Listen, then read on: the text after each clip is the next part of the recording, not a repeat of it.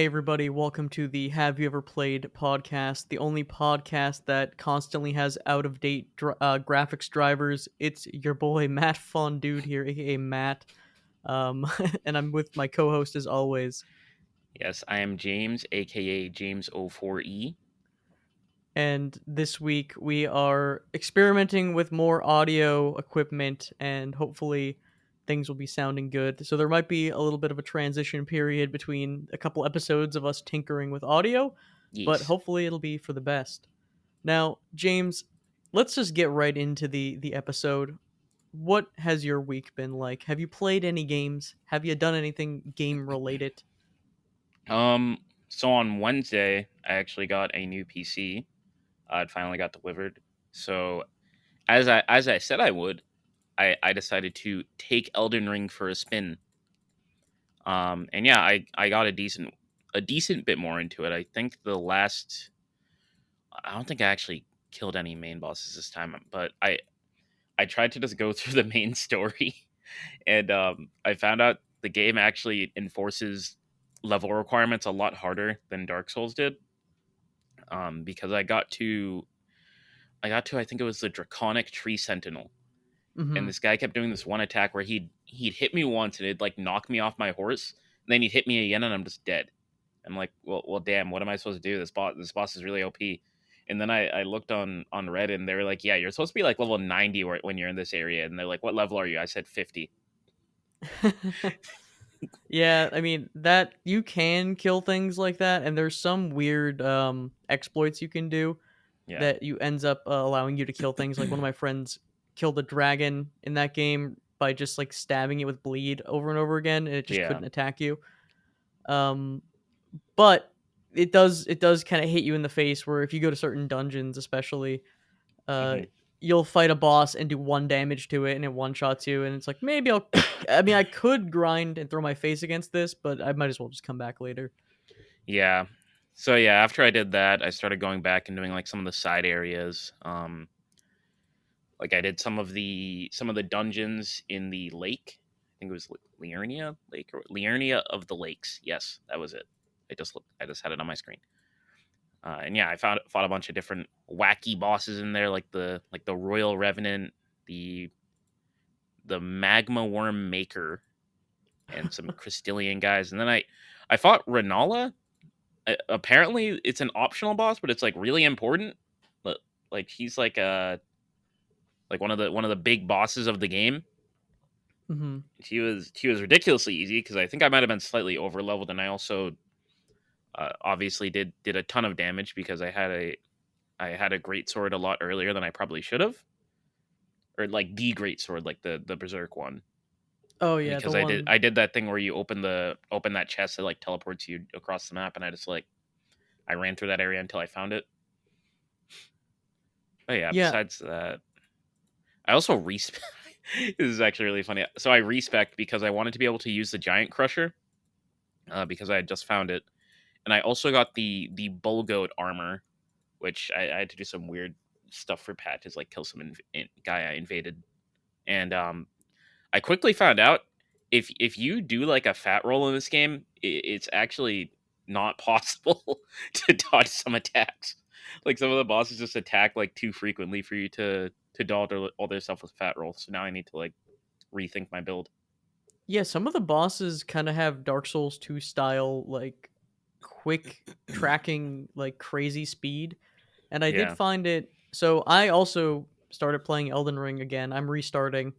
Hmm. I played at launch, put in 60 hours on a strength build, and really committed to that. And it was kind of fun doing the power stance strength build, but I felt like Hmm. I was missing out on a lot of the cool magic stuff they added in the game. And haven't played it in long enough that I wanted to kind of restart. Yeah. Now, I had an issue where I booted up the game yesterday, made a new character, and was walking in the tutorial area and the floor wasn't loading in. Oh Like the boy. floor textures were missing. Yeah, Oh, and that's a yikes. yeah, and I got through the tutorial and I started walking because there's some floor was loaded in, and then I started walking to an area where the first like mark of grace is basically, and I just fell through the world, and then the game went to an infinite loading screen, and that character save file was just like destroyed, Man, would not load. sad. So yeah, I updated my graphics driver and verified game integrity, and that fixed the game. Hmm. Uh, but I think they've optimized the game a lot more since launch because I'm on a my graphics card. I have a 1080, like a GTX 1080, Hmm. and at launch it was be really choppy and pretty much everywhere it would be kind of like all over the place. Like the frame rate, Yeah. but it seems like it's actually a lot more stable now. Hmm. And you have a whole new setup, so I'm sure. How is it running for you? Yeah, it's running really well. I have a 3060, an RTX 3060, and yeah, I was getting 60 FPS pretty consistently on like high settings, so it was really nice. I got to enjoy how pretty the game was finally. Yeah, it is a really nice looking game. I think Hmm. probably the best game, and I haven't actually played it, is the Demon Souls remake in terms of visuals. But that was a Yeah, different studio, right? That worked on that. yeah, I believe so. I think it's It Blue was Point. that. I can't remember. Was that a PS5 exclusive? Yes. Okay, Uh, I'm gonna look up the studio real quick. I think it's Blue Point Studios. that does sound correct. Demon Souls. Let me look up Demon Souls Studio or whatever. Yeah, Blue Point Games, Japan Studio. Okay. Yeah, no, they that game looks really good. It's almost too good cuz the thing about Souls games is a lot of the times all the characters don't have mouth flaps that move and Oh they're yeah, kind of jank and garbage in a way, but it's yeah. charming kind of. Elden Ring's one of the first real video games. It feels like. Well, I guess Bloodborne 2 is really nice looking Yeah. at the sacrifice of running at 12 frames a second because of all the barrels. I remember when Elden Ring was new, there was this video of this guy playing like the some stringed instrument, and you could like hear the music, but the actual animations of him playing it didn't line up at all. So this guy would be hitting one note, and like 10 different sounds would come out. Well, that's like cartoon logic. Like, Yeah, have you ever get those YouTube recommended videos where or shorts where it's just like this cartoon did it right, and then they show them yeah, playing an instrument like properly. yeah. It's like always some crazy details like that. Like, you're like, why can't every cartoon do this? And I'm like, well, it's because it's a lot of work. A lot of work for not a lot of payoff. Like it Yeah, like doesn't it's really matter. like congrats. It's a lot of work so that people like you can realize, wow, the things lined up, but most of the target audience will not notice that. See, I think if it's a show that involves like revolves around music as like a primary feature, they should probably get it right. If it's like a sight gag in 2 seconds in like Tom and Jerry, Yeah, I think it's they can get away with it and be okay. yeah, yeah. I don't know what else about Elden Ring. Yeah, I don't know. I'm looking for just looking for a new armor set because I was very sad that the game became difficult. Like I was talking about I beat the Royal Revenant. It's like this random field boss only gives you like 3,000 runes when you beat it. I was actually dying to it like on repeat because I would dodge once, and then during the recovery of my dodge, it'd like hit me twice and stagger me. Hmm. That is one thing about Elden Ring compared to the other Souls games. Because the other Souls games are more linear, it does feel like each boss is designed to be fought at a certain time and level. Yeah, And you always feel like, okay, even if I'm under leveled, I can outmaneuver the boss. But in Elden Ring, it does feel like kind of a lost, like a lost cause to fight certain bosses where it's like, okay, well, I could yeah, struggle here for 12 hours or just do anything and come back and it will be substantially easier. It might even be too easy. You might like one shot the boss basically. yeah. I do think that it is nice that they introduce you to that early with the Tree Sentinel because it's like if you try to take on the Tree Sentinel immediately, it's pretty damn difficult. But Well, I do think the kind of downside to that sometimes is that you'll come back to these bosses and they'll be way too easy. Like with me and Renala, like I know it's not necessarily the hardest boss or anything, but I I was literally like five shotting her in both of her phases by the time I well, actually found her. even the first part of the game where you leave the tutorial area. Actually, before you even get to the tutorial, you fight that enemy that you can come back to later Yeah. that basically you're supposed to lose. You can win that fight at the very beginning, but you're supposed to lose. It's very you have no healing. It's very set up against you in your Yeah, like it's the Dark Souls 1 classic yeah, where you're you're supposed to supposed to die to die. the first boss.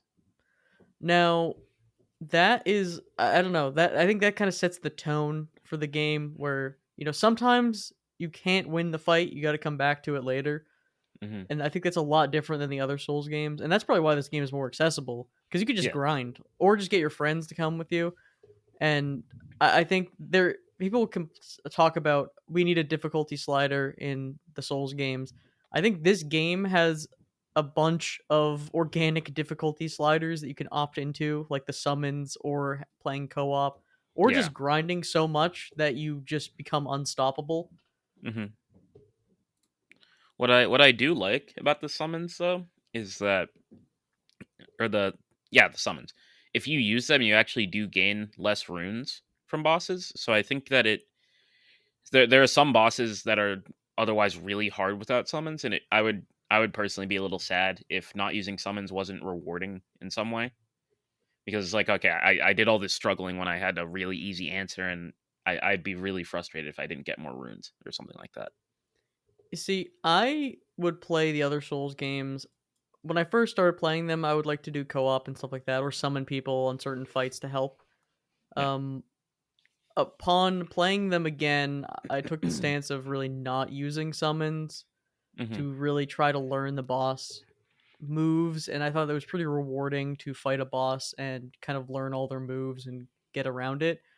Yeah. But in this game, I'm pretty much always using at least one of the summons, either the jellyfish at the beginning of the game where it just is like a damage soak, or Hmm. minor spoiler, one of the better summons in the game being the mimic summon, which is Yeah, I've just heard really about that. good.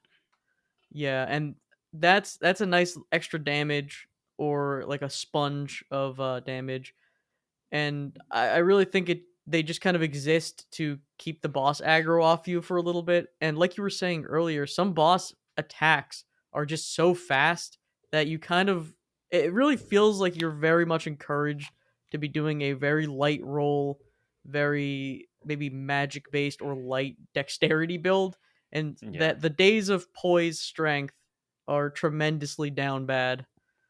Yeah. Like I've seen some videos of some of the later game bosses like Melania and stuff.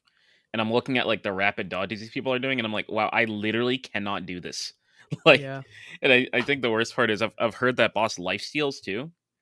So I Oh, actually don't think I can like I don't think I'd be able to poise through that.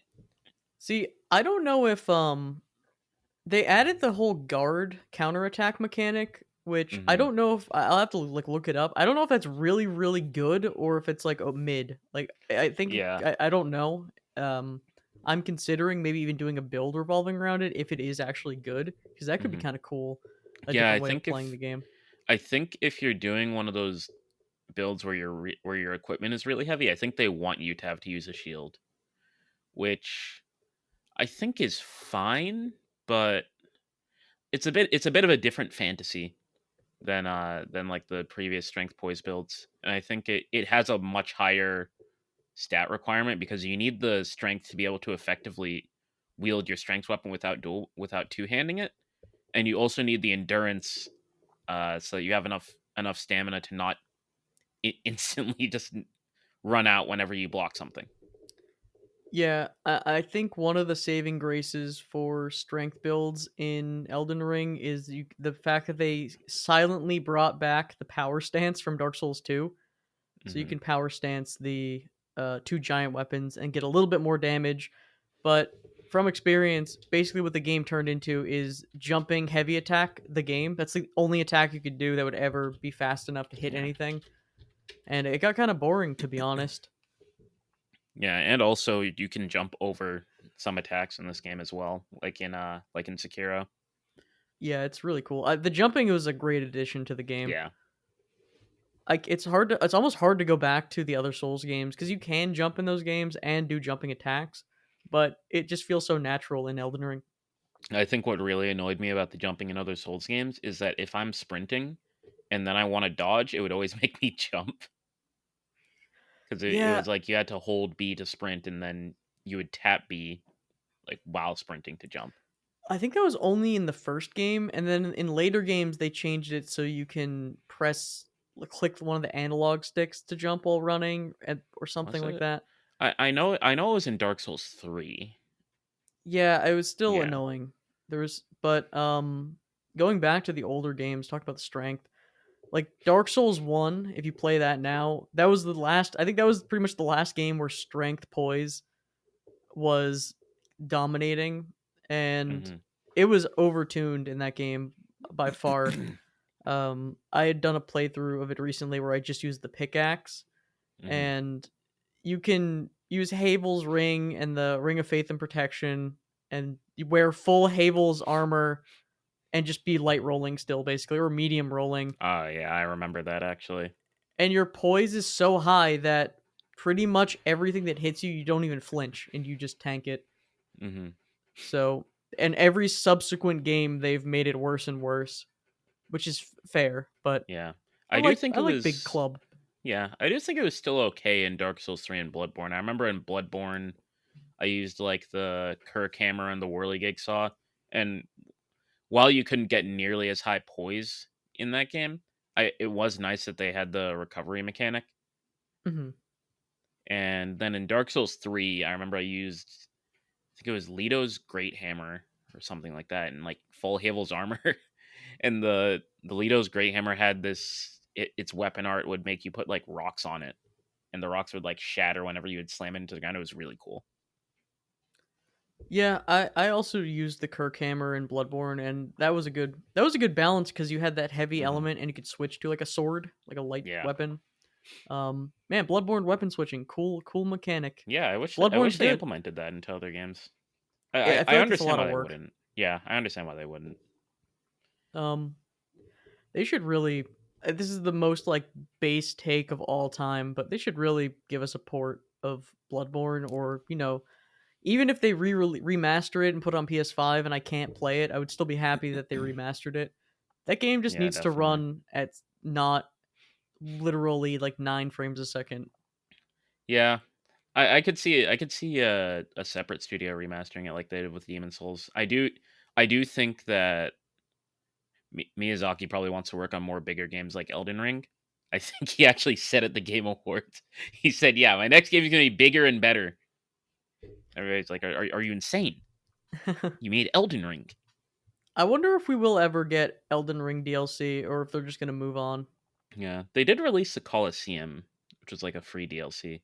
Oh I yeah, I haven't forgot tried that about yet. that. It does look kind of cool because I don't know if has Dark Souls ever done like team PvP before like that, like 4v4 or whatever. They Dark Souls 2 had the Colosseum where you had to fight other players. I think there might have been a mode where you could do different teams. And Dark Souls 1 also had in the DLC had an arena, like a Yeah, Colosseum. It yeah, I just know they had no like one played them. matchmaking. Yeah, I know they had like matchmaking and stuff like that before. I just wasn't sure if it was like as organized. I guess. I don't really remember because I think no one really played those modes. You Yeah. had to in two to get without using cheat engine. And there was no full red eye orb, which means you couldn't invade people infinitely. You had to play a stupid mini game where you used a currency, a token of spite or something, and then you would fight another player in an arena, and those players were super PvP people. Like you would go into the arena, they would have a katana in their right hand, some other katana in their left hand. They would also be using like spells and faith, and also have the dragon body and be flipping around, doing backflips. It was just basically you would be destroyed if you weren't like that. That was where the tryhards went. But the problem is, I want to invade people, and I want to have like really stupid invasions where it's just very like basic. We both kind of don't know what we're doing, but I don't know. Yeah, I Whatever. No, remember. Dark Souls 2 is annoying to me. Like I don't like that game that much. Yeah, I remember the invasions in Bloodborne were super goofy, partially because PvP in that game was so laggy. People would get the most ridiculous parries on you, and it'd just be over. Well, the worst part is PvP in Bloodborne was actually really cool, Yeah, but and I did a lot of it, but you're right, it was goofy because what you would do is you would invade someone, you would already be at like half health. I don't think you could heal in that game either. yeah, because the Um heals were you had to buy them, so like you could have like 200 of them or something, but they didn't like replenish when you would rest or anything like that. no, they would. So you would buy them, you could only hold a certain amount at a time and then they would refresh, I think. But Really? you'd have to buy they didn't refresh like if you had 0 of them on you, they wouldn't refresh. Yeah, let me look it up. I can't remember how No, you they definitely worked couldn't actually. stack them. You would have like a max that you could carry at one time, but you could have more at your lamp or whatever. So if you could only hold Oh 10 yeah, on yeah. you, I remember and then you you could. would refresh them. Yeah, it says you could hold up to 20, and you could buy like a stash of them. Yeah. That was it. Okay. Now I remember doing PvP in that game, and also the same thing with bullets. So you needed bullets for PvP. So Yeah. what I would do is I would do like one match of PvP, and then I would go to an area where there was one enemy that dropped like a certain amount of bullets, farm that a couple times, run through like the university or whatever to get like souls or whatever, Yeah, I remember doing all that. that grinding just to play one round of PvP. I don't know. Yeah. And then Elden Ring, I don't like the PvP in that game either because you're always invading duos who are just gonna destroy you with crazy spells. And that can be fun, but I don't know. It's not as I don't know. Whatever. It's a different game. Yeah, Souls PvP has always been a little wonky. I don't know if it's a networking thing or what. I do think what I think would be cool is I know they don't want to do like full co-op where you can just play with a friend the whole time from the beginning. I think it'd be cool if after you finish the game, they gave you the option to do something similar to that. I Well, know there is there's a a mod you can get. yeah, I was gonna say I know there's a mod, but apparently there is something where it's like the mod turns off the anti cheat. So if the anti cheat gets turned back on for any reason, you just get banned. Oof. I mean that makes sense, but Yeah, I don't know. Whatever. It is weird that that is an capable. The multiplayer has always been weird in Souls games. Like yeah, they originally really did not want you to play with friends. I remember sitting looking for my friend's soul sign in or summon sign in Dark Souls Prepare to Die edition, hmm and being on different servers and having to re-put your sign down 100 times just to even find your friend. Um, and then later games they added the password system, and now it's probably easier than ever to like have your friends join you. yeah. But still, I don't know. You have to do everything multiple times. Kind of annoying. hmm Anyway, did you play anything else in your week? One of my friends forced me to play Paragon: The Overprime, which is a third person MOBA. It Oh, was it sucked. oh, It was it was Smite style?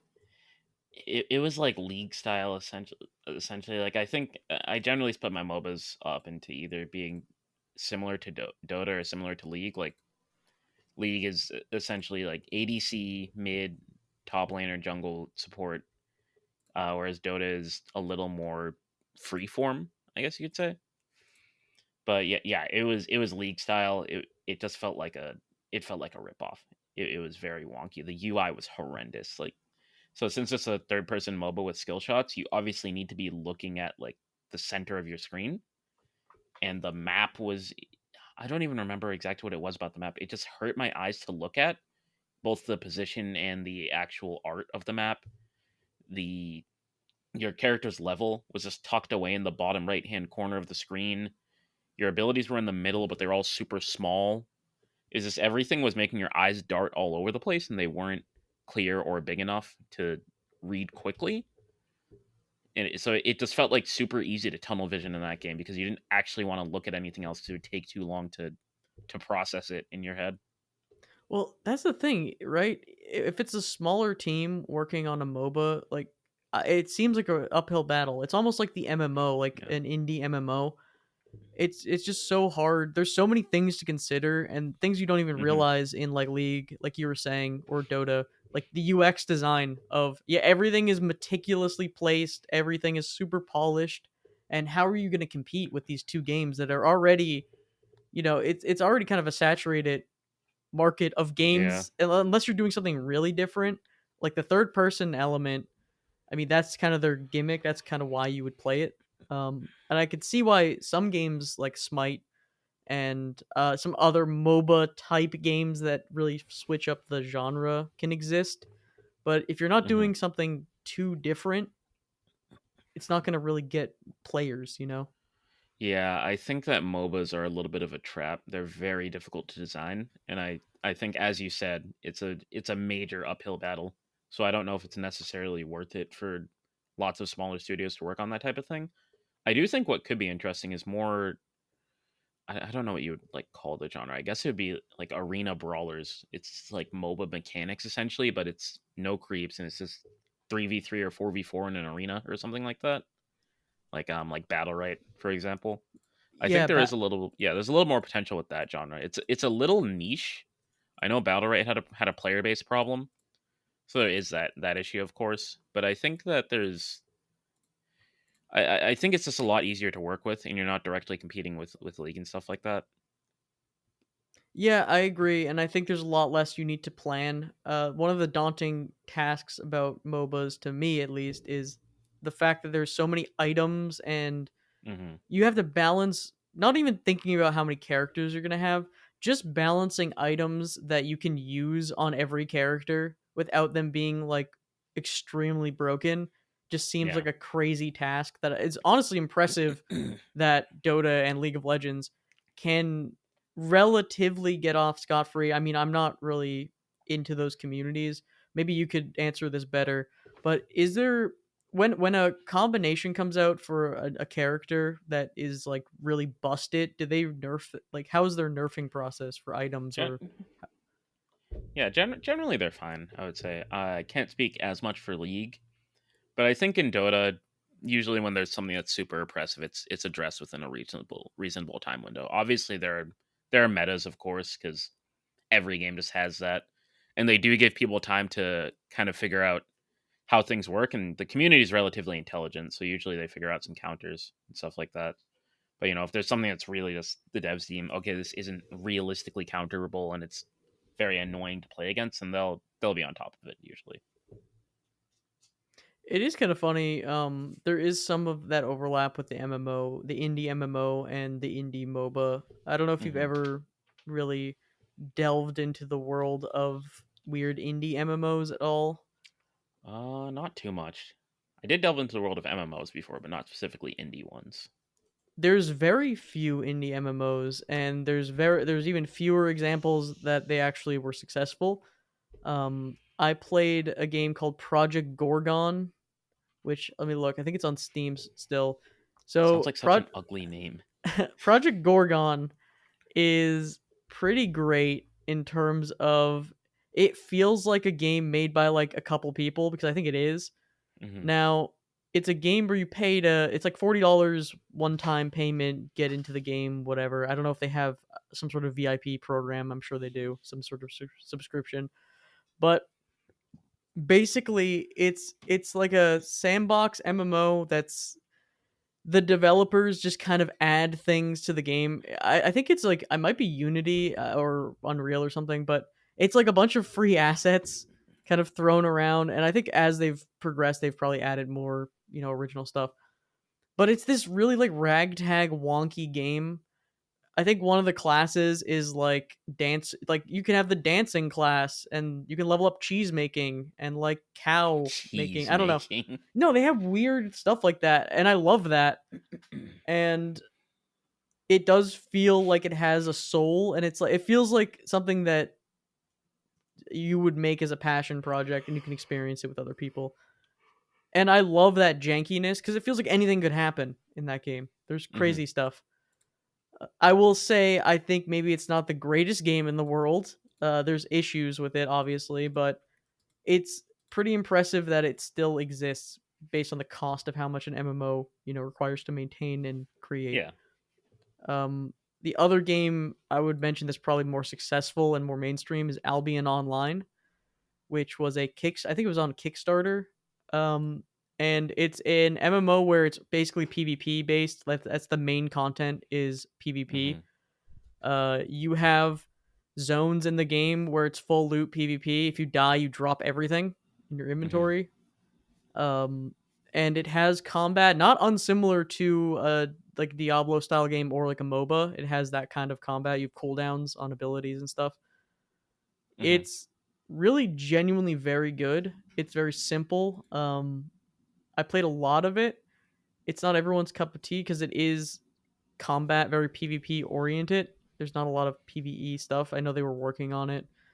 Um, but it's also very group based, and that's kind of been my falling off point in a lot of MMOs, where it becomes like you need to join a guild or manage a guild of people. Like I don't know if that's an Yeah, experience you have. yeah, I think similarly. Guilds are it's a lot of work. It's a full time job managing all the people in your guild, and then the moment somebody breaks the rules, it just all breaks down. Yeah, I would always like have the idea in my head that I'm like I'm gonna make my own guild and I'll get things going, but I never can commit to a game long enough to ever have that really last. Yeah. Um, I just remember in Albion Online being like, I'm gonna start my own guild, and I talked to some other guild and I was asking them for advice, and like you can do alliances and stuff in that game, and I'm like, oh, would you ever consider that? And they were basically just like, no, I hate like they're just like laughing in my face, like you're. Well, first of all, I like talked to them like, oh, I want to start a guild. It's like, don't. It's a full time. It's like it's a full time job. I hate it. I hate running this guild. You're gonna fall off anyway. It was just like the most negative man in the entire world. Really soured me on that game, to be honest. Man. Um, you really need to be in a guild in that game though. Like half of the content is basically giant guild content. So that's where I fell off. But Yeah, I'm yeah, not too crazy when about making guilds very central to the game. I think that they should be a bonus, not the game itself for the most part. yeah, I agree. I've never had a good experience in a like I've never joined a guild. Maybe it's because I think the guild mindset really lends itself to people who are only playing this game. So it's like if you join a guild, this is your one game you play. You Yeah. pay the sub, you play Final Fantasy 14 or something. Like this is what you play all the time. But I play a bunch of other games, and I Hmm. don't always. I'll take like months off of a game.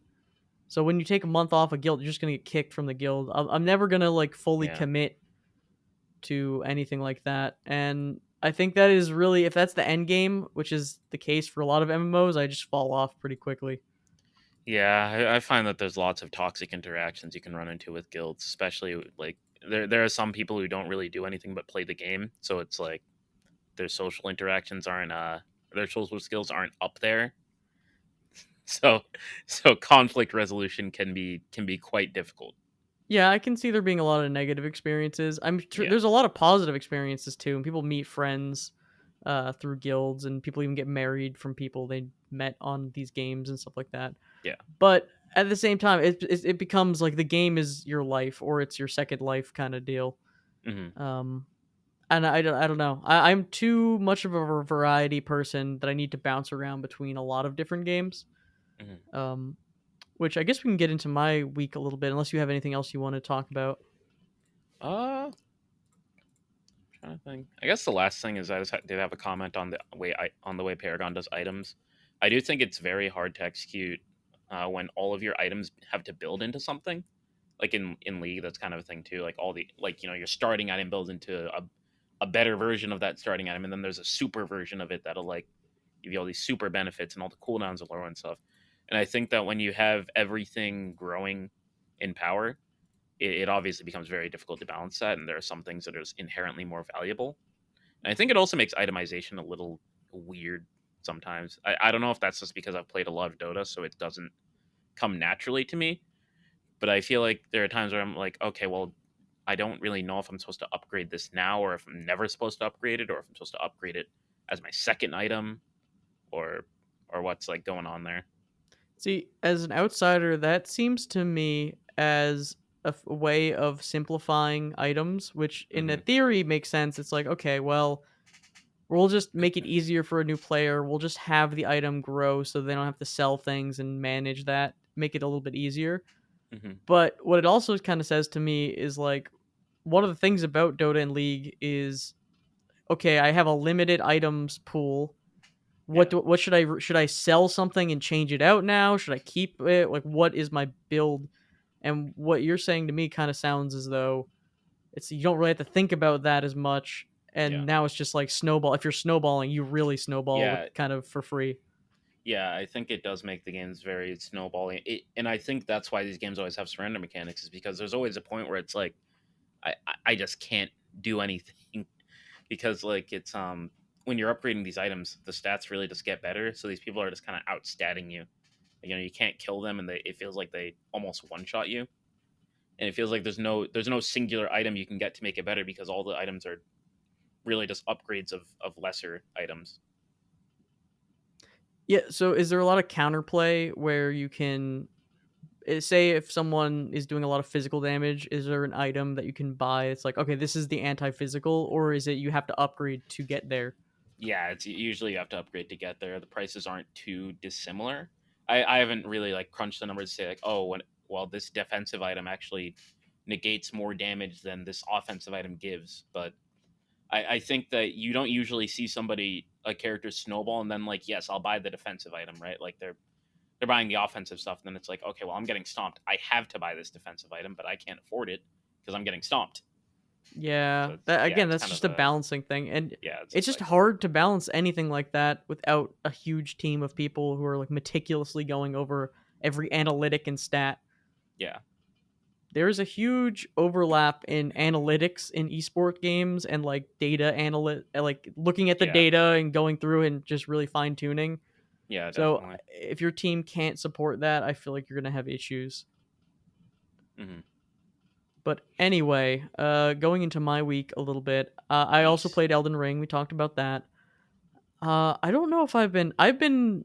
So I purchased Kingdom Hearts Chain of Memories, the GBA game. Like I bought a cartridge of it because it was pretty cheap, Hmm. and that part of me was thinking that maybe I'll play that on original hardware. I have a Game Boy SP, and unfortunately, it's not one of the Game Boy SPs that has the backlit screen. It has the frontlit screen. There's two different Game Boy SP models, in case you didn't know, Yeah. where the screens are very different quality.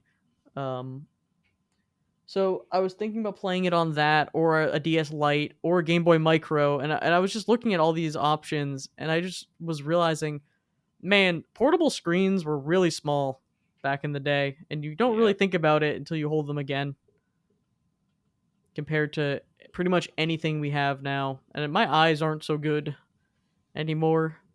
Old man Um, eyes. yeah, I got old. I got old young man eyes, and I can't. I don't know. It's like I have the original hardware sitting right here. Um, but it's also I have my Steam Deck sitting next to me, and I could play the game in like full, like glorious looking, probably the best version of the game. Even though it's emulated, it probably is the superior way of playing it. Yeah. Although I guess if you want to use real hardware, playing on the GameCube Game Boy player probably would be a okay experience too, Hmm. maybe. But yeah, I don't know. Original hardware. That's kind of why I like Steam and PC gaming is because you can pretty much always play your back catalog just on your newest hardware, so you never have to worry about it. Hmm. There are so many PS3 games I want to revisit, but you really can't revisit them. I mean, maybe now with PS3 emulation, I've played some games that worked fine, but yeah, it's like I guess it's because the PS3 was a nightmare to develop for, Hmm. and they use some weird architecture that makes the games annoying to port. Oh, I actually didn't know that. Yeah, but I don't know too much about. I'm just gonna like broadly say that I do know that Yeah. it's something about it is like psychotic. I think it's the way like I'm not even gonna get into it because I'm gonna sound like an idiot. But look it up. I'm Yeah. pretty sure it's the way they designed the hardware and software, or whatever. It's crazy. Damn. This is why Xbox 360 was a superior console. I guess in a way, I mean, the exclusives on PS3 I think are probably better unless you like Halo. Hmm. Um, but you got to give props to Microsoft for putting everything backwards compatible and also putting it on PC now too. Yeah, Like it's very that's pog. pretty crazy where you can play pretty much everything and then I'm over here like, can I play Metal Gear Solid 3 or 4? It's like, no, it's on PS3. We just never did anything with it. It's just sit trapped on that console. Oh man. And like the remasters of the Metal Gear games just trapped on Vita and PS3. Oh no, not Vita. Yeah, the PS Vita, which I have a PS Vita. I have the original model with the OLED screen. It's pretty nice. You could hack it and put stuff on it.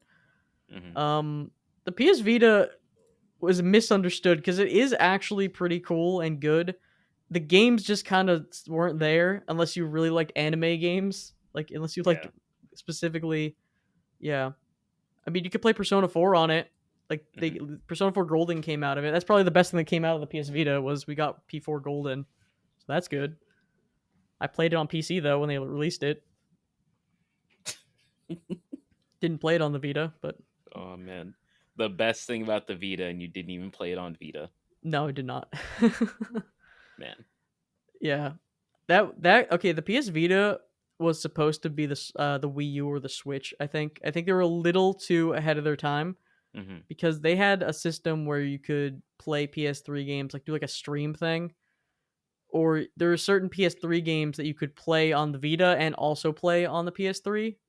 Hmm. So I think they were on the cusp of the idea of being like, oh, what if we had a console you could play uh like console games on and handheld. But I think they were just a little too before the tech, or they just didn't implement the technology well. They could have been the Switch, maybe, but probably not because I think the reason the Switch is successful is because of not only the form factor but also the first party software. Like Mario's gonna sell units, Zelda's gonna Hmm. sell units. Uh, I don't even know what launch titles for the Vita were. Let me look up some launch titles. It was probably like Gran Turismo Vita. Did you ever mess around with the PSP or like any Sony handhelds while I look Um, this up? yeah, I did. I did have a PSP actually. I'm trying to remember. I think there was a Dragon Ball Z game that was on it that I really liked. Give me a sec. Let me see if I can find it. You know what? I think we did talk about. I'm sure we talked about this a Yeah, million times. yeah, I Uh, think we did. while you're looking it up, let me tell you what the launch titles were, and I had it at launch too. And so I'm now remembering. Launch titles were Plants vs Zombies on the PSN store. Oh my god. Rayman Origins, which is a great. I played on the PS Vita and PS3. I mean, that's a really good game, and that's a good port of the game. Marvel vs. Capcom 3 on Vita, which is just like garbage version of that game. Oh You my could use god. the touch. You could use the touch screen. There was a mode that you could use the touch screen to like input supers for you, basically, and you could just spam buttons and win. It was weird. I'm pretty Yeah. sure that was that game. There was Catch My Katamari, which I don't remember if that's considered good, but I mean Katamari is always pretty good. Hmm. I'm just looking at these games. I'm looking for anything that looks like relevant. Michael Jackson: The Experience was on there. A bunch of golf Michael games, a bunch Jackson, of The racing Experience. games. Dude, there's like nothing. The launch. I'm looking at it. There's Ben 10 Galactic Rising. Wait, actually, I might have played that on something different though.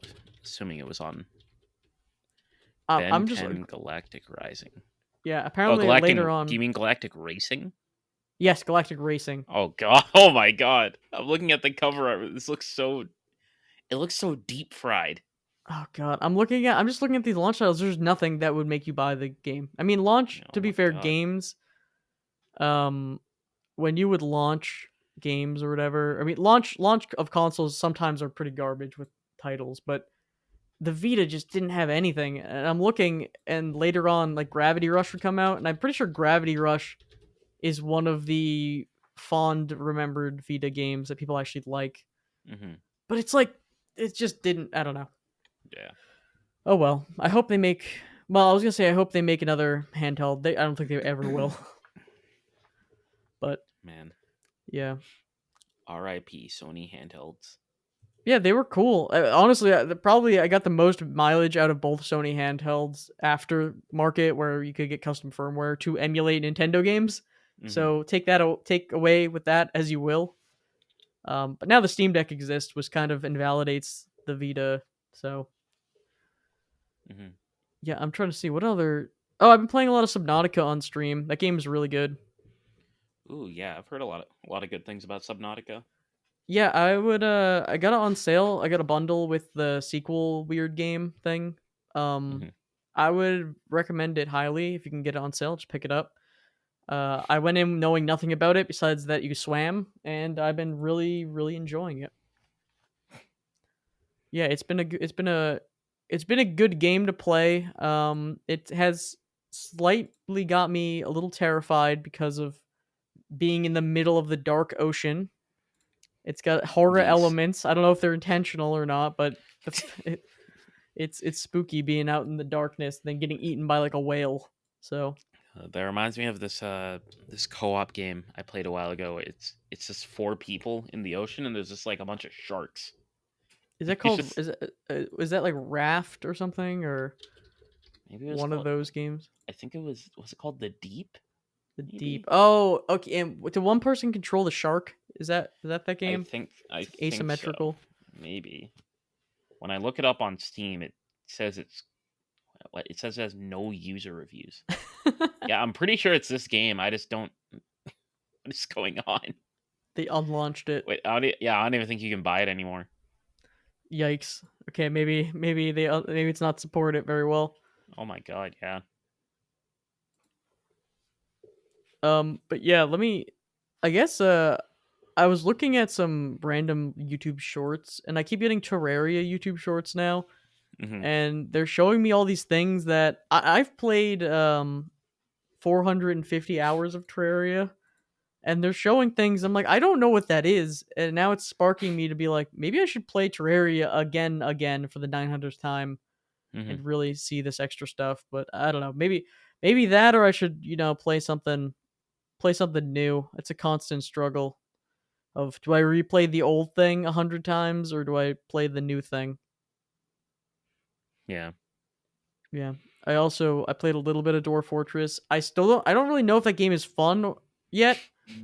Cuz it does seem really fun, but there's a lot going on in that game and it feels like you can do pretty much anything you want in that game, Yeah. but I also don't know how to do a lot of things. So it's one of those wiki dive games where it's like, how do I have dogs here? How do I contain the dogs? Well, what happened was I had dogs and cats next to each other in a meeting space and Oh they my killed each god. other. Yeah, they murdered each other and there was just Jesus blood everywhere. Christ. Well, what happened was I put the dogs and cats and horses and stuff in one space. Then I moved the horses and cattle to a pasture, and the dogs and cats were just hanging out in the meeting room. And I Hmm. go look away, and one of my dwarves, who is our sole fisherman and provider of food, dies mysteriously.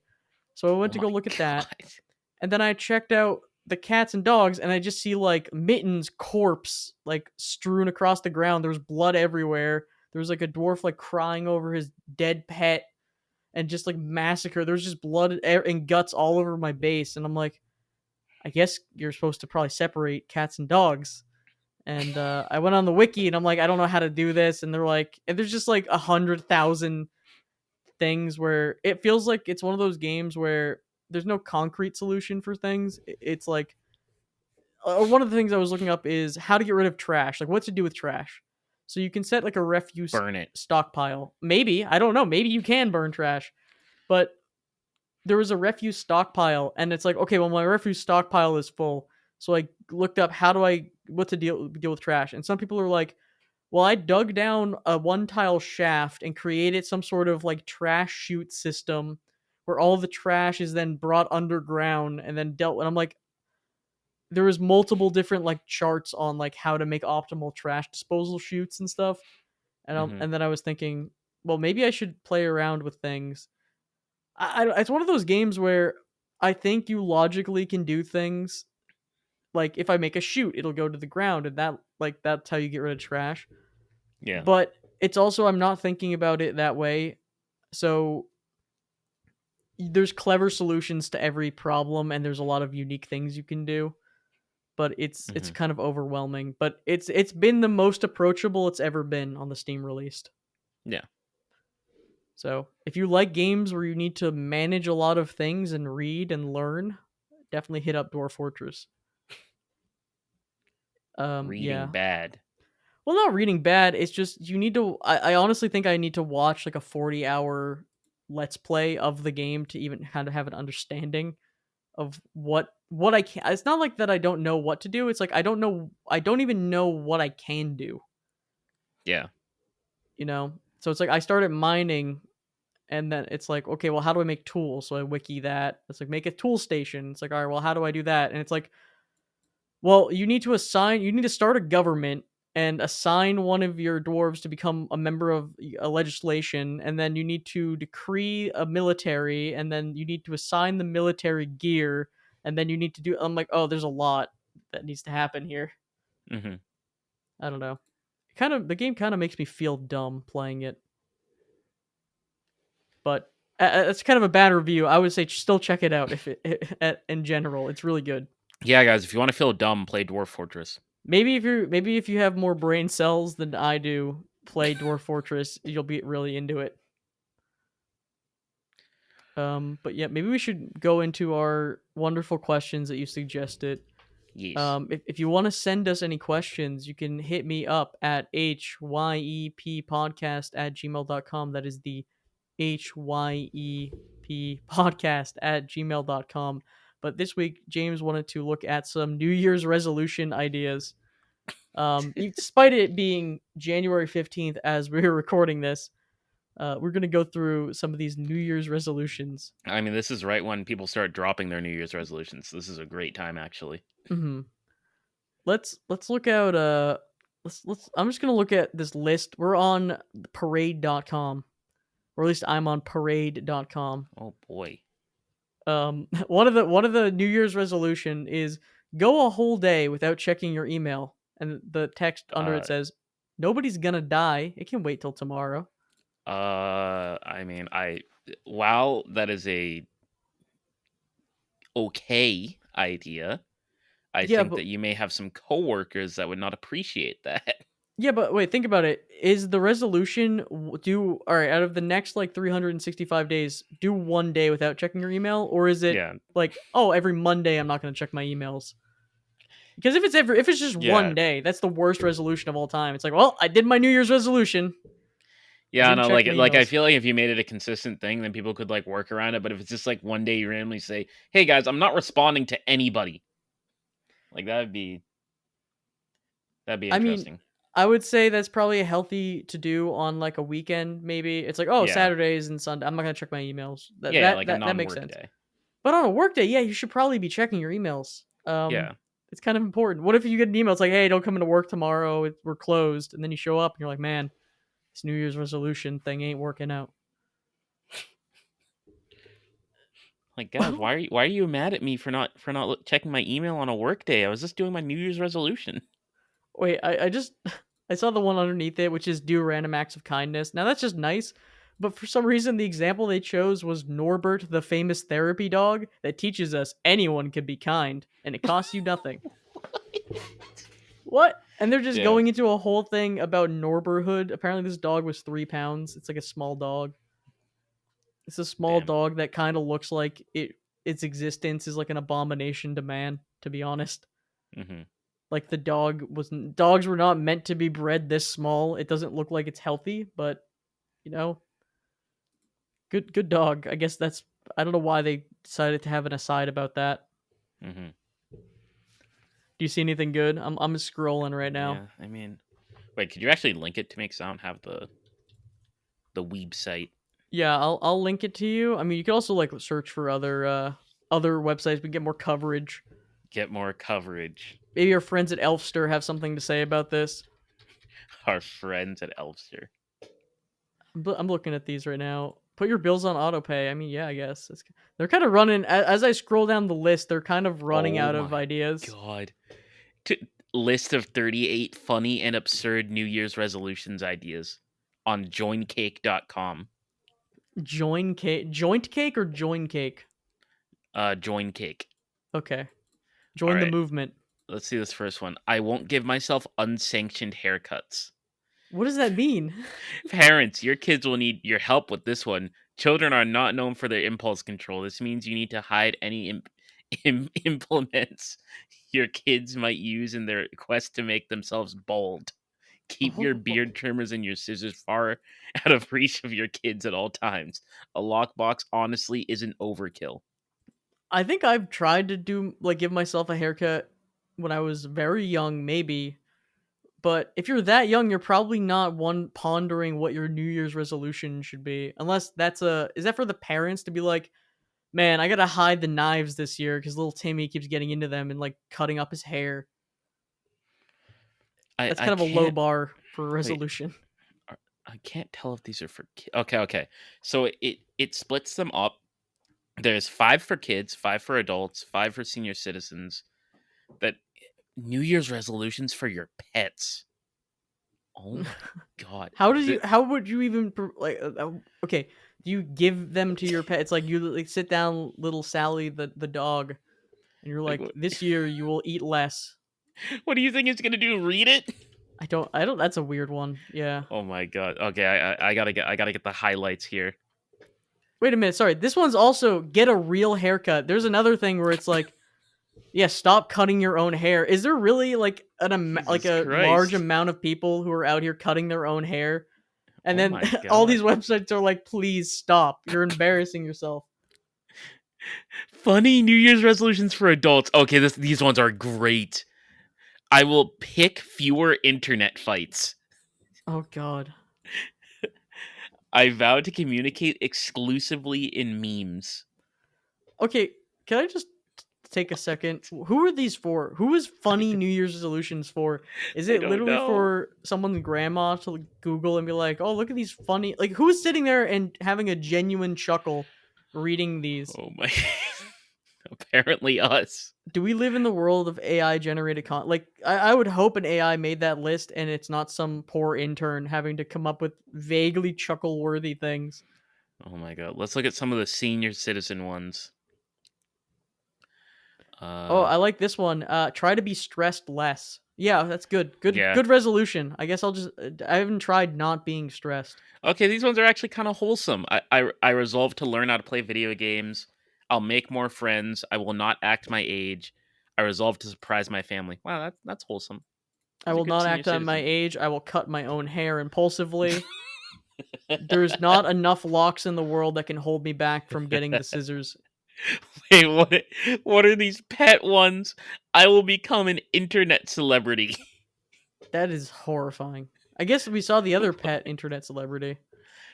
I will finally catch and destroy that bird. Can we talk about how the pet Instagram account is very like scummy and weird? Yeah, I mean, those are bizarre. yeah, I don't know. Like when your pet, there are like celebrity pets that it's just kind of a weird. And then there's, I think the saddest thing in the world is when you start an Instagram for your pet and they get no traction. So it's Yeah. like you have the non-famous pet Instagram. Oh, we got some work related New Year's resolutions. Let's see. I will not burn the building down. I will wear my pajamas to work. Why? Where do you work that you could do that? I will make up elaborate backstories in my head about my annoying coworkers. Wait, sorry. Can you go back to the pajama thing? Like, you can't just decide to do that Yeah, I don't think unless you're that's like like the boss. allowed. I actually think some of the only jobs that might allow that are some like tech jobs or like maybe some game industry jobs because I know those people just wear anything.